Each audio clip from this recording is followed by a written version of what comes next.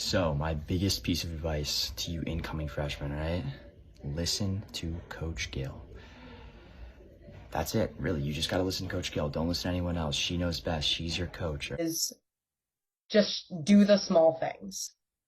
Every day, if you show up prepared with all your shoes, your stretching rope, your hip bands, if you show up with all of your supplies, you show up hydrated, fueled, and you show up with the mindset that I'm going to give it my best effort and I'm going to be successful today, and you do that consistently, that is the way that you're going to succeed. I think there's always room for improvement. No matter what small victory you have, you can't overlook that you can always push yourself to the next level and that there's always more work to be done. You really have to buy into the program.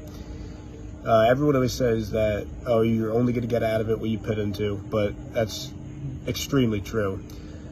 And with track and field, you really have to believe in yourself and you have to believe in your coach. And you have to believe that Coach Gill is going to be giving you the best training that you could possibly get. Listen to what Gill tells you to do. Like, it's super simple. And you basically just gotta lift, you gotta run, you gotta do abs, whatever the coaches tell you to do. So just trust the process. It might seem like a lot that you have to do, and it might suck sometimes, but it's all worth it in the end if you want to be good. Coach Gill and other coaches, they're kind of like mad scientists where they've been doing this for a while. The team's been pretty good. They know what they're doing. So you just gotta trust them and it'll pay off. I think I'm proof of that, where I kind of was a nobody my freshman year and I ended up being a captain my senior year and running pretty fast. Being prepared to win by doing the small things right. To stop comparing myself to the people immediately around me all the time. And what I mean by that is it's healthy to definitely have some sort of competition with your teammates. You definitely want to drive each other to be better in every aspect of the sport. But it's always helpful to zoom out and understand what else is happening within the state, within the rest of the country, and sort of get a feel for, okay, like this is how far we pushed each other today. This is how far I should be pushing myself. You may have some pain, some shin splits, stuff like that, and there's nothing to worry about. You really just have to talk to Coach Gill and she'll give you some stretches and stuff to do to take care of that.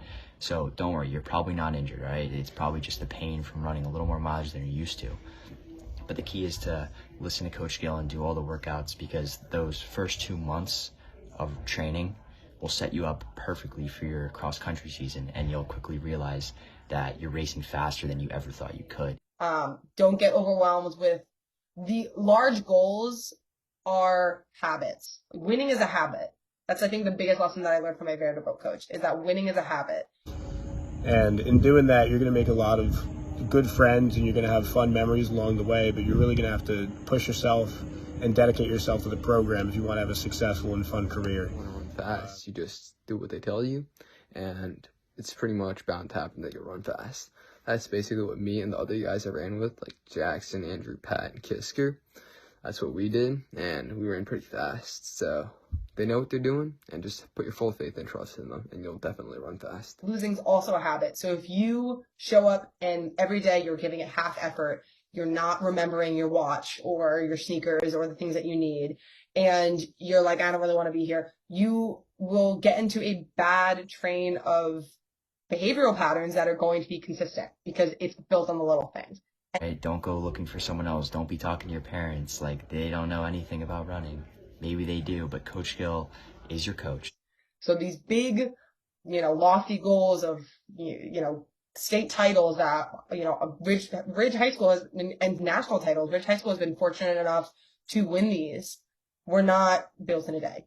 It was not built on one practice that was so out of this world and it was so successful. No, it was built on consistent repetition of doing the little things right.